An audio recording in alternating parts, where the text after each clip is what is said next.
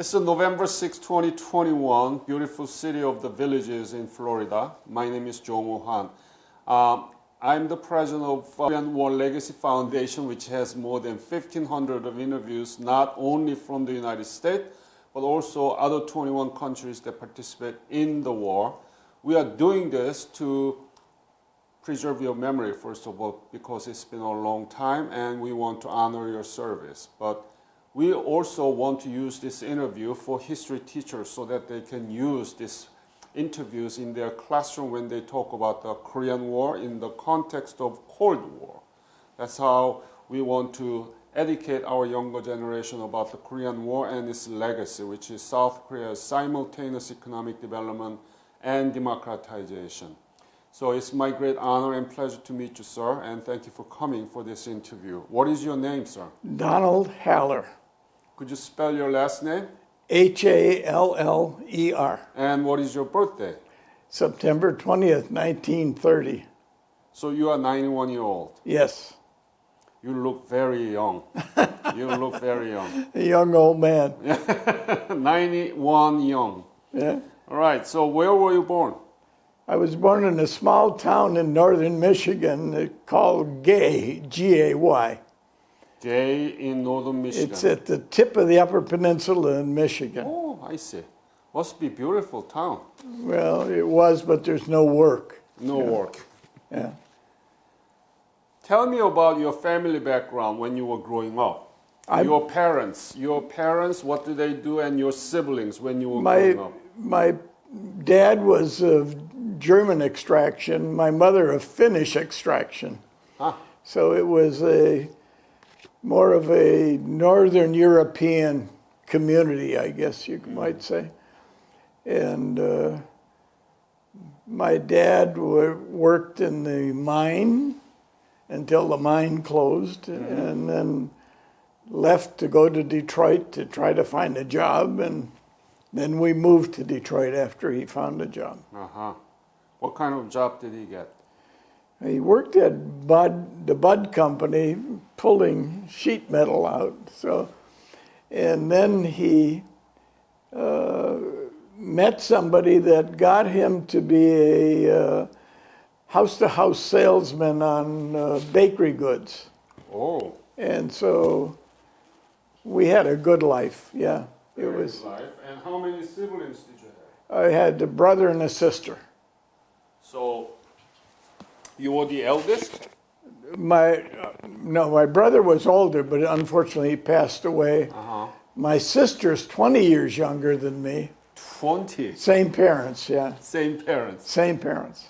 Wow, that's very unusual. Yeah, it is. So where did you finish your high school? In Detroit, Cass Tech. Could you spell it? CASS, Technological School. Cass Tech. Yeah. High school. When did you graduate? 1948. So, let me ask this question. Did you learn anything about Korea from the school, history class or geography class? Before the war? Yeah, when you graduate, when you were in high school, did you learn anything about it? I heard of Korea because a brother was stationed in Korea after the war. After World War II. Yes. Yes. So I knew that where Korea was. Yeah. Did you know where it located? I don't think so. I probably did at the time, but So not much knowing about Korea at the time? No. Korea was, a matter of fact, when the war broke out and I got called, I told my father, I'll put my car up on blocks because it's going to be a short war. You know, be home in 3 months. That's what you thought? That's what I thought. Yeah, and it dragged forever. It dragged forever and I'm not a politician, so I don't understand why it would drag on. I'm a firm believer in if you have the muscle, you go use it and finish it and be done with it. That's very good. Well, I So still you believe that. supported General MacArthur then? I supported the President of the United States. I supported Eisenhower. I liked the generals. I liked the. Matter of fact, I liked the service. Okay. Yeah. Okay. It was a good experience for me. I had not traveled outside of Detroit prior to that, or Michigan, I should say. Right. Right. So after you graduate your high school in 1948, what did you do? I went to college at University of Detroit. Oh.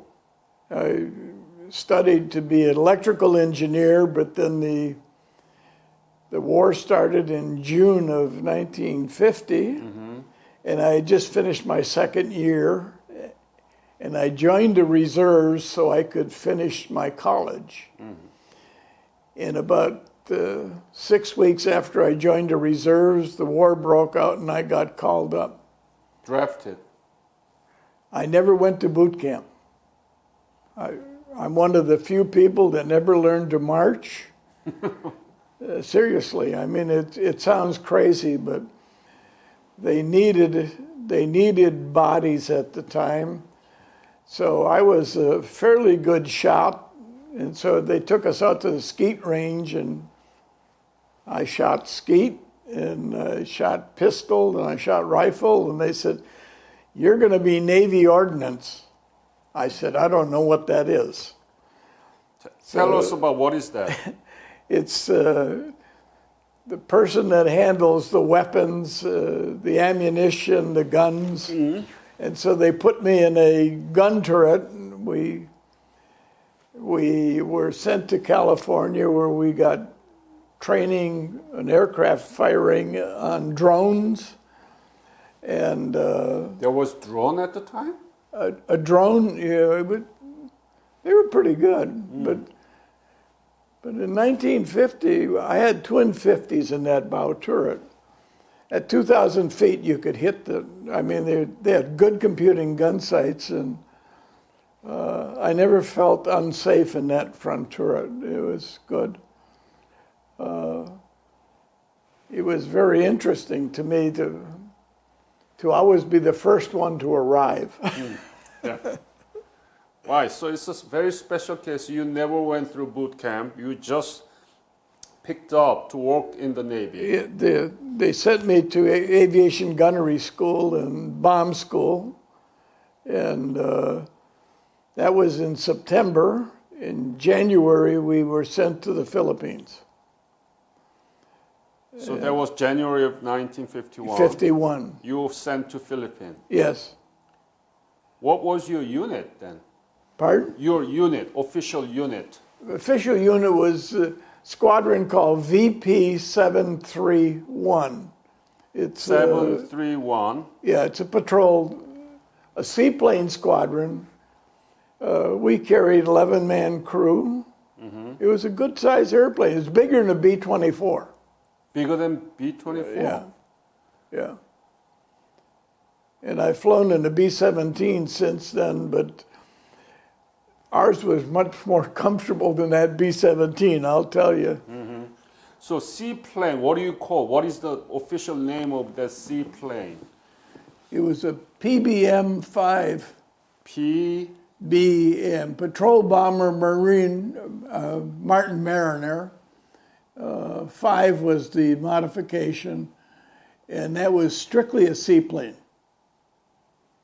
So Patrol Bomber Marine 5, right? I'm sorry. PBM 5. PBM-5, yes. Yes. Yeah. Okay, you can go back, relax.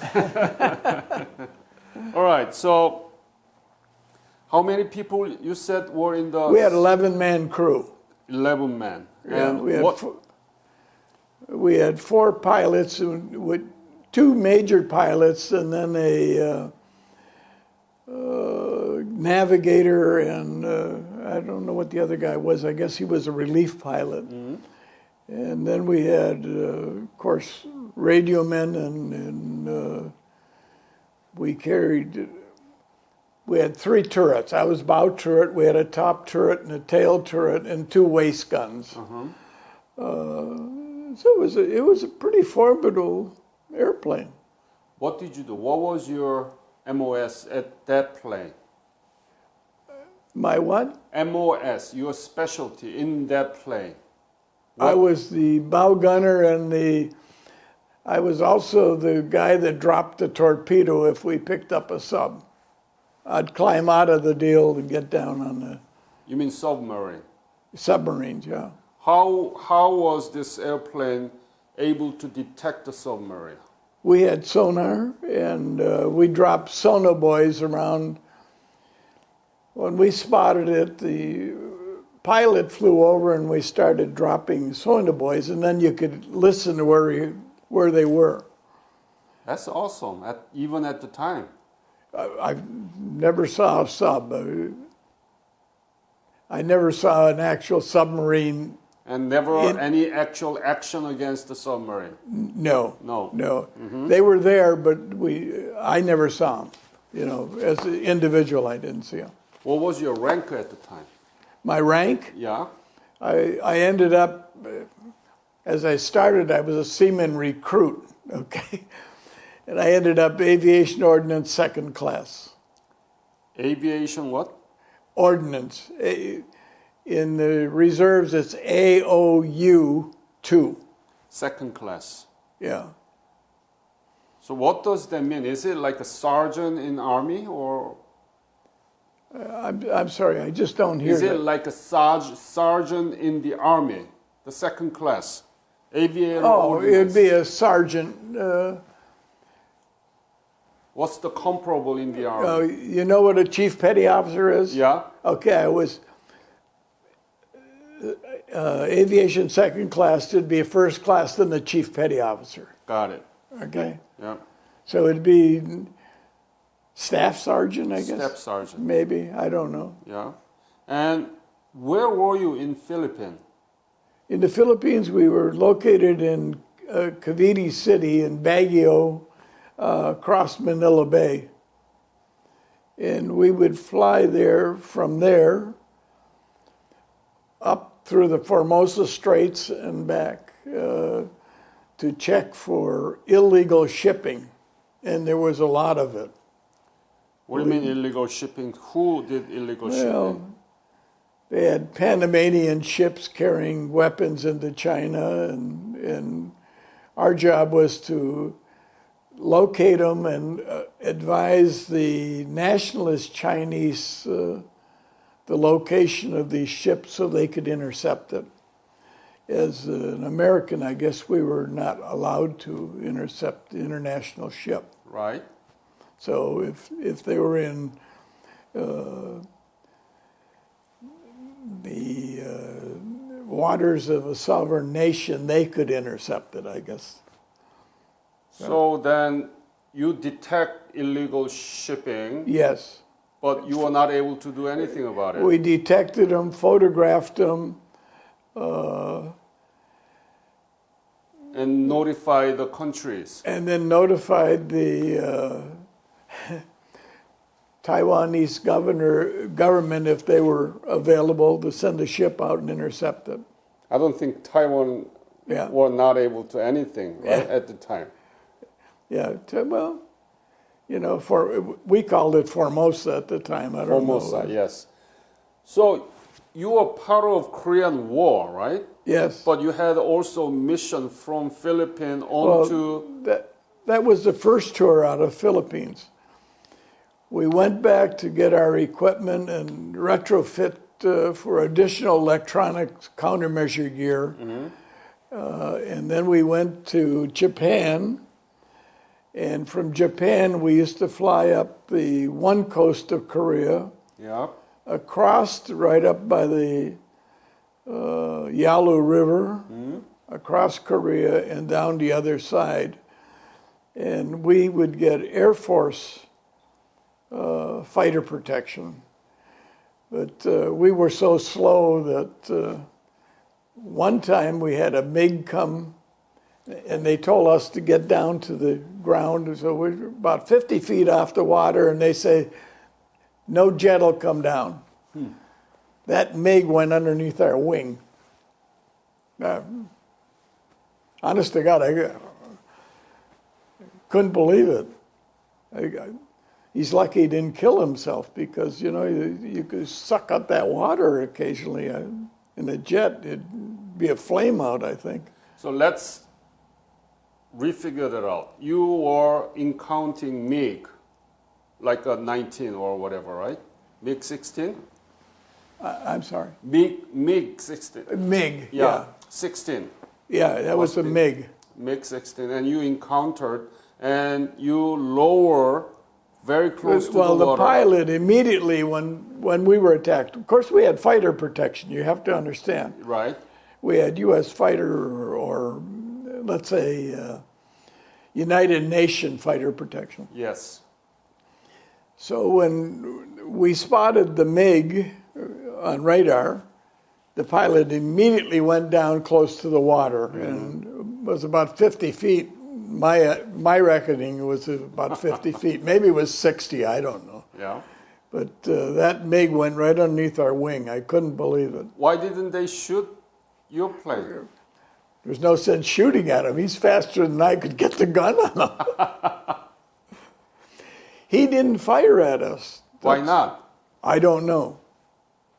I think it was intimidation more than anything else. But you're talking that's in 1951, right? That was 1950, latter part of 51, yeah. Yeah.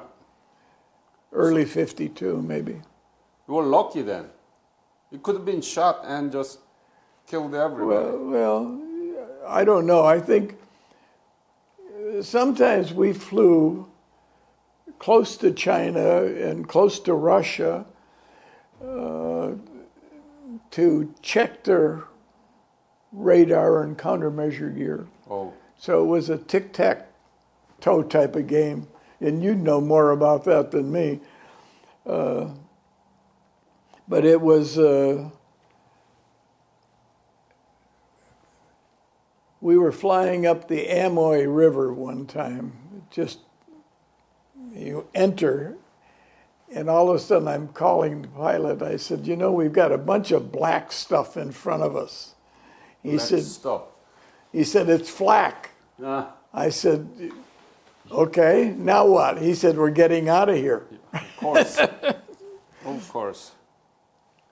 So I think so much of that during the war was intimidation more than anything else. I think it was like two boxers fighting, you know. Yeah, but also I had a lot of different interviews of Air Force pilot, and they were in the dogfighting, and they were shooting against each other. Well, they were good. I mean, when we needed help, they were down there. I mean, they didn't hesitate. So your plane always escorted by this UN? Well, not close escort. They would probably be 6-8 miles away or something. Right. But in immediate contact, they could come in. Mm-hmm. One time we were flying across Korea around the 38th parallel, and we got a call from an Army guy. He says, I need some help. We got tanks and I don't have any bazookas. Yeah. And he said, can you come in and hit them? And the pilot said, all we got now is depth charges. They're no good. And we got 50 caliber, but we won't do much against a tank. And so we called in the Air Force, or I shouldn't say that. We called in the United Nations fighter protection, and they came down to help the guy, and I don't know what happened to him. When you fly over the 38 parallel area, what did you do? What was your mission? Detecting anything, or what was it? Ours was really to get from one side of Korea to the other. Why? Because we did the coastal. If there's any equipment coming in along the coastal line, we were to spot it, okay? So the reason we went across, and it wasn't a big, well, you know, Korea is not very wide. So we'd go up one side, cross. Got it. To get into another sea to see. To go to the Yellow Sea, yeah, yeah. And of course, I was just an observer sitting in the front seat, you know, basically. I'd like to say I was a hero. I was not, you know. I mean, I had it so easy by comparison to anybody else. It's unbelievable, you know. I've met some people that were shot up pretty bad, and you think to yourself how lucky you were where you were. I mean, but it has to be a team play, you know. Without Navy, without airplane and Air Force, you cannot do it. Without amphibious landing. Well, you know, the good thing about that is I learned a love of airplanes, so I became a pilot later, and I ended up being a seaplane pilot as well. So. What kind of pilot did you become later? Commercial? No, private, just private. The biggest one was the Cessna 185. So just for yourself, for hobby? Yeah. Okay. Yeah, this was for more of a hobby than anything else. And it was only because I liked the seaplanes we had been in originally. So. Can you give us some idea what's like a C-25, C-30 regular transportation, big airplane and seaplane? You can land it in sea? Yeah, No. I was qualified. I still have my license, but I'm talking about at the time. Oh, no, at that time I was not qualified. I had taken flying lessons before I was called up. So the pilots would let me use the jump seat and fly the plane if we were on a long mission.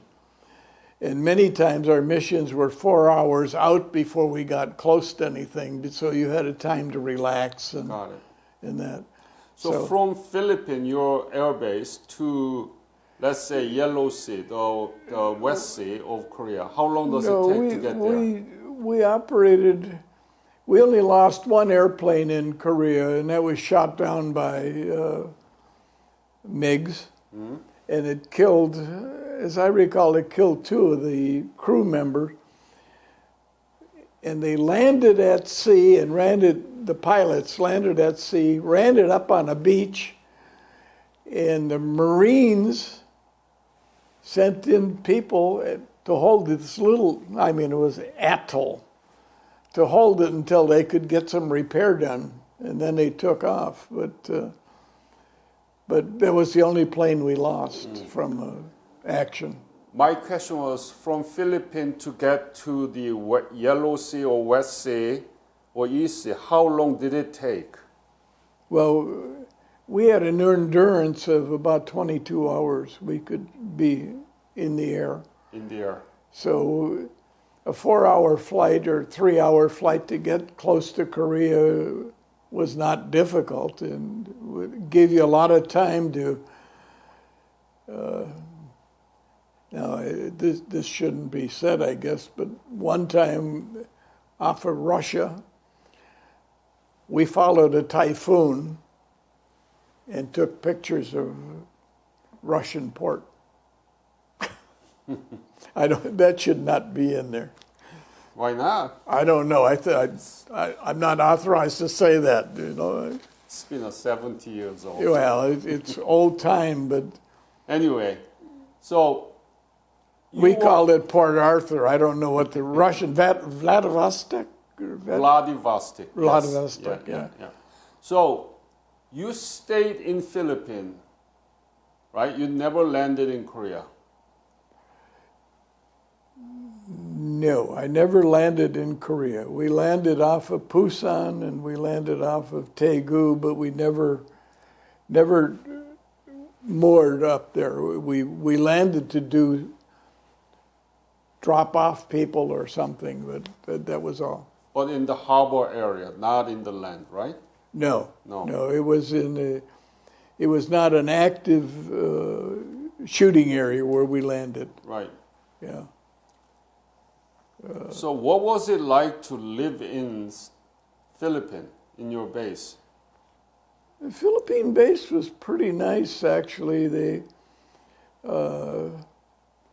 After we had our plane crash, we went through medical recovery in the Philippines, and we got to go up to Baguio, which is a very famous resort at the time.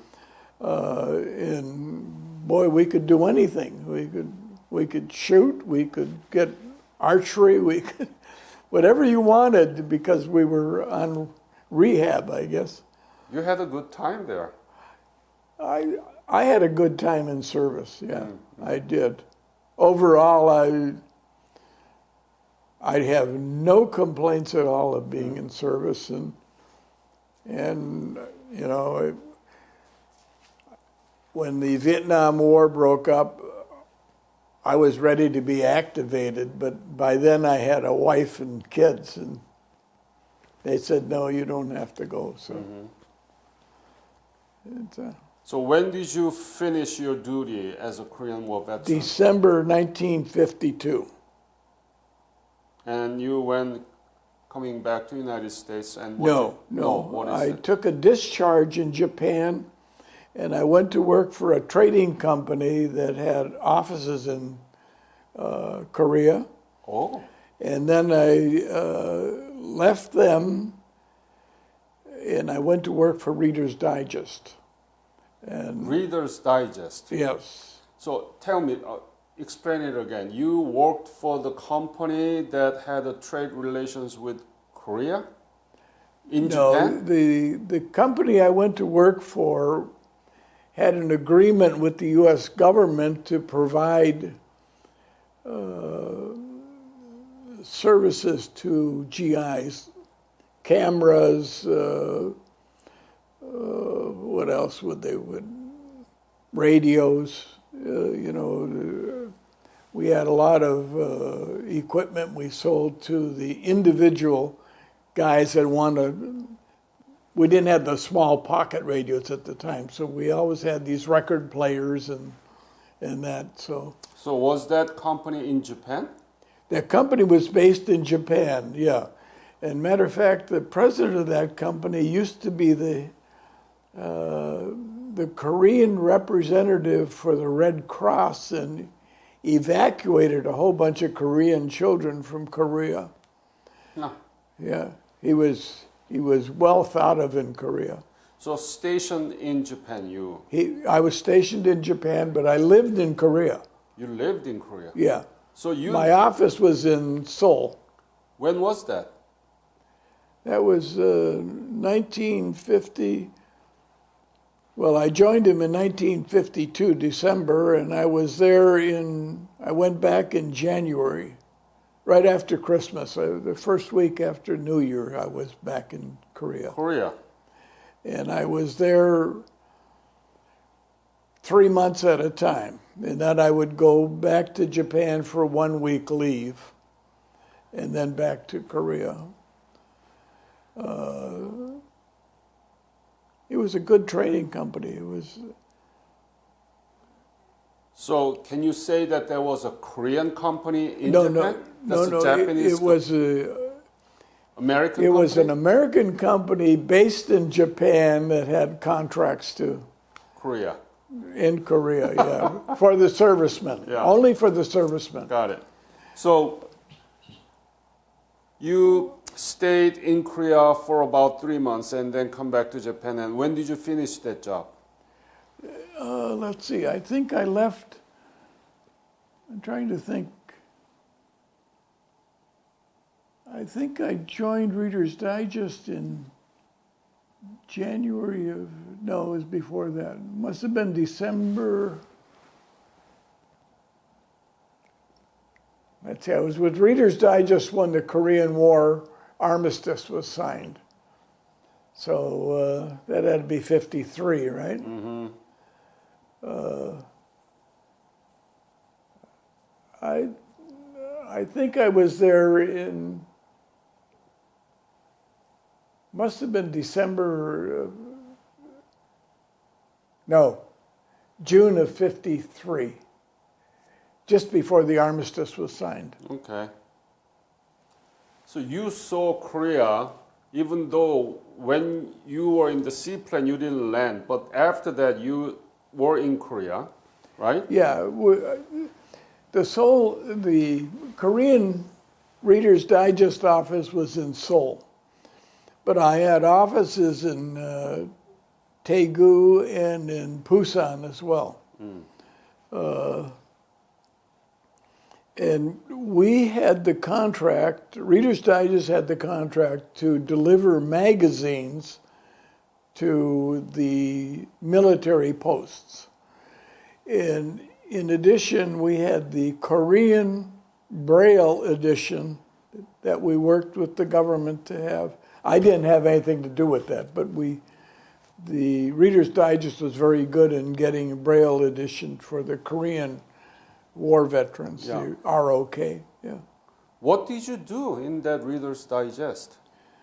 I was what they call a circulation manager. Okay. I would go around to the various PXs, set up the area for selling books. We sold magazines, we sold pocketbooks. I had to go through the censor on whenever we had a pocketbook released, I had to get it approved by the censors. I guess they were afraid we were going to pollute our soldiers. I don't know. When did you finish then that job? I left that in 1954. I came back so I could go back to college in the September class. So it was September of 44. I think I left. Since then, have you been back to Korea? Yes. When? I'm not sure of the dates, but I think it was in. I'll have to think. My wife and I and my daughter went to Japan and Seoul. I think it must have been 83, 84. Mm-hmm. Vastly different. Tell me about it. How was it? So it was your private travel, or were you invited by the government? I was with Toyota at the time, but it was not it was strictly a vacation to go to Korea. So my wife and I and my daughter went on that trip. It was, and since we were in Japan, I made arrangements to fly to Korea, in Seoul and Busan. So tell me the Korea in 1953, 54, and 83. Well, in the 1950s, Korea was a very, very poor country. No good roads. I remember a road ending at a river and us driving through the river with one of these, what do they call them, snorkels on a Jeep to get to the other side because there were no bridges. Either the Americans had knocked them out or the North Koreans had blown them up when they fled. But it was a very poor country. People were quite nice. I liked the people. I don't know if you ever heard of Louise Kim. She wrote a book called My 40-Year Fight for Korea. A very nice woman that I met. And I liked the people. The people were, they treated us very nice, I must say. Mm-hmm. And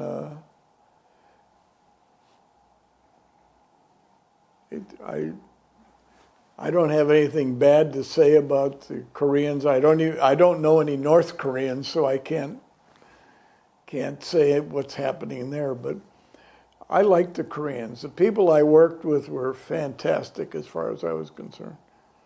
Okay. They didn't complain. They were honest and truthful, and that's what you want in any employee. Right. So. Do you know now the rank of Korean economy in the world? I'm sorry? The rank of Korean economy in the world right now. Right now, it's Korean economy. I'd rank it. I imagine it's in the top 20 anyhow. It's number 10. Is it? Yeah.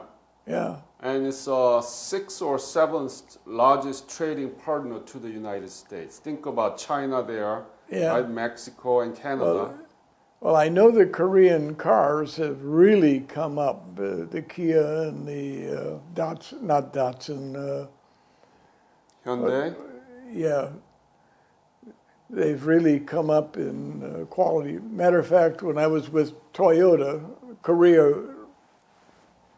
Hyundai approached me, wanted me to go to work for them in the United States while they were setting up a factory. Uh-huh. And I said, no, I've been treated so nice, I'm not going to leave. A friend of mine ended up being one of the senior vice presidents or presidents of the Korean company in the USA. So, but anyhow, they were really recruiting people with automotive experience both from Japan and from Korea. And I had worked for Ford for 22 years. So. Ford? Yeah. After Toyota? This was after I got out of service, yeah. Right, I joined Ford in 1957, I think it was 56 or 57.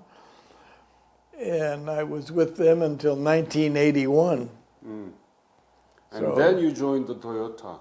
And then I joined Toyota, yeah. Well, Toyota approached me, and I was interested in a change, and it sounds funny. I interviewed Toyota, and I asked them, basically, what are you offering me? They said, we'll give you the same salary you got today. They said, we don't buy people. I said, no, that's different. So I went home and told my wife, I said, that's gutsy. I could have turned around and walked away from them right then. I said, but, I'm going to see if they're serious. So I called them up and said, I've talked it over with my wife, and I'm ready to accept the same salary. Tell me what you want me to do, and they said, we want you to go and run a plant in LA area. I said, okay. So and I had been there, I think, maybe a month or 2 months. They called me in and gave me a pay raise.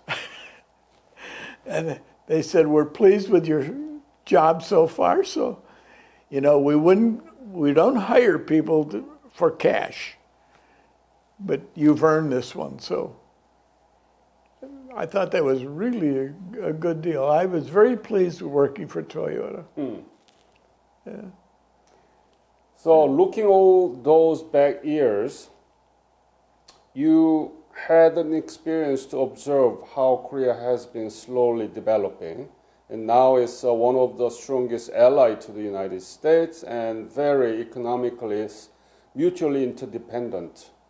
Well, I was, as I said earlier, I was lucky. I had good experience. I had good bosses at Ford and Toyota that worked you hard, but thanked you for doing your job. They were just great bosses. Yep.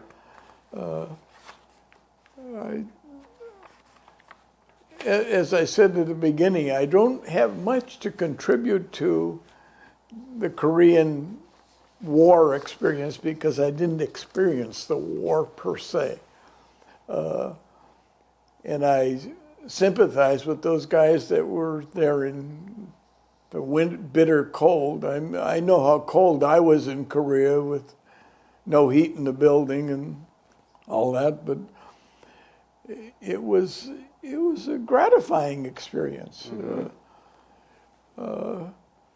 We did get a couple of Koreans that got into colleges in the United States because of the company that I worked for, Reader's Digest. They were very good. So but I mean, looking back, as I said earlier, looking back, all I can say is I'm thankful that I was there. I'm thankful I didn't get killed. I'm thankful that I had such a good life overall. I mean, the GI Bill just did wonders for me. Yep. Yeah. Yep. So. The Reader's Digest. Reader's Digest was a great company. Very popular in Korea. Many people learn their English by reading the Reader's Digest. We had a Japanese language edition. We had the Korean Braille edition. Yep. I thought, developing a Braille edition in Korea is not a moneymaker. And yet Reader's Digest wanted to thank the ROK troops for what they had done in Korea and protecting themselves and their families. I mean, it is really a great company. Yeah. They offered to give me a job in Chicago when I returned to the state. I said, well, I'm going to go finish college. I'm going to get an engineering degree. They said, well, you want to work for us in the summertime? I said, well, with an engineering degree, I got to get experience working in engineering. Mm-hmm. And they said, well, you do what you have to do. And they offered me the job in Chicago, and it would probably been a good deal, but I never met the Wallaces, but they were very nice people, I understand. Mm. I'm taking too much of your time. No. I'm just. Your experience is very kind of not in the general context because you never landed and your mission was to fly the seaplane, but you were able to see the Korea after you are done. Yeah, and I saw. Still, that was during the war, right before the armistice was signed.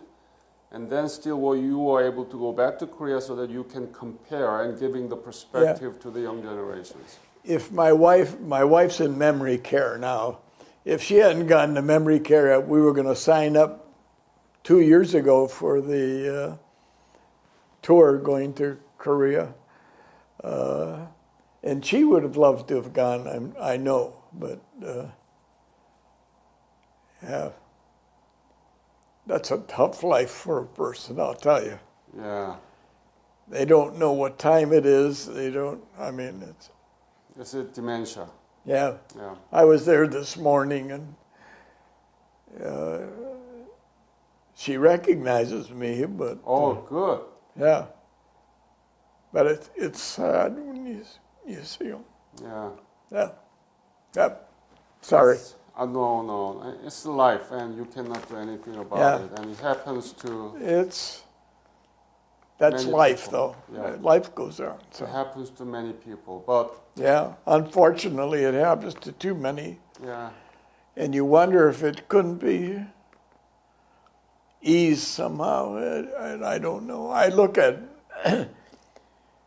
at some of the people in this memory care. All they do is sit in a chair. They don't.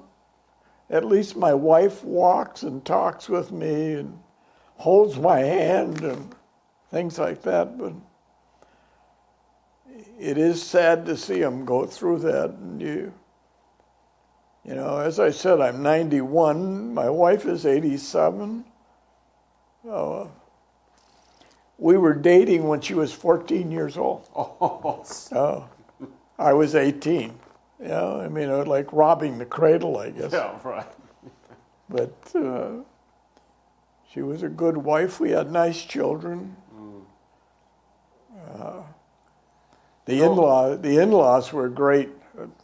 That's very unusual. Yeah, they were great. They were nice people. And again, it's I don't know if it's the way we were brought up when we were young. Mm-hmm. We lived in such a small town. There were only 90 or less than 100 people in the town. And then the next town was 12 miles away. So your community was your community, period, you know. So you met her in Gay? Yeah. Yeah. Mm. Yeah, and my wife was born in Hancock, which is about 30 miles away, and we met in Detroit. So it's What's her name? Jean. Jean. Yeah. Do you know what you need to do now? I beg your pardon? You know what you need to do? You need to stay strong so that you can continue to care of your Yeah, well, wife. we're both of Finnish extraction. My dad would happen to be German, but I grew up more in a Finnish family than a German family. Mm. And my wife spoke Finn when she was younger. Yeah. And even today, occasionally we'll be at lunch, and she'll like something, she'll tell me in Finn, boy, that's great. And I joke with her. I tell her the one thing I remember as a little kid, it's asking my grandmother in Finnish for a glass of milk. Ah. So I tell her that. Say it in Finnish. Emmi anna minulle pikkusen maitoa. I don't have any idea if you didn't tell me what you were going to... Yeah, it was a good community. And, you know, as a kid, during the Second War, you know, my parents sent me to northern Michigan to help my grandfather, which is a little bit of a joke, I guess. I was probably a hindrance, not a helper. But we'd cut hay, pile the hay, spread the hay, repile it, you know, bring it into the barn, feed the cows. I mean, it was a good experience for responsibility, you know. And my grandfather would give me a dime, and he'd say, "Would you go up to the bar and get me a pitcher of beer?" So I'd take the wagon and deliver milk on the way, go to the bar, get my grandfather a pitcher of beer, put it in the wagon, go back and give him the pitcher of beer. You didn't sip it? He'd give me a nickel for doing that. You know? But I think, as I said, I've been extremely lucky in life. I had great parents, great family, great in-laws, great children. Unfortunately, lost one, but they were all great. Don, I want to thank you for your honorable service. You keep saying that humble, saying that you didn't do much, but you did your job, and that was essential in the whole Korean War. And thank you for sharing your stories, and you witnessed the 1950 Korea, and now you know what Korea is. Yeah. So that's the legacy of your life, okay? It is. It's my daughter. I shouldn't say my daughter. My sister was here too when I had my surgery, and we sat around the house, just her and I, and she said, "Tell me about what happened in Korea." Oh. She said, "You never told me that." I said, "Well, why would I tell you that?" Why not? Well, you don't think of it. I mean, it's past, and but she was amazed. As I said, I had pictures of the plane after it was recovered, and she couldn't believe you could get on that airplane. So anyhow, Yeah. long story short, I'm still alive and happy. So Stay strong for your wife, okay? I will. All right. I will. Thank you, sir. I thank you.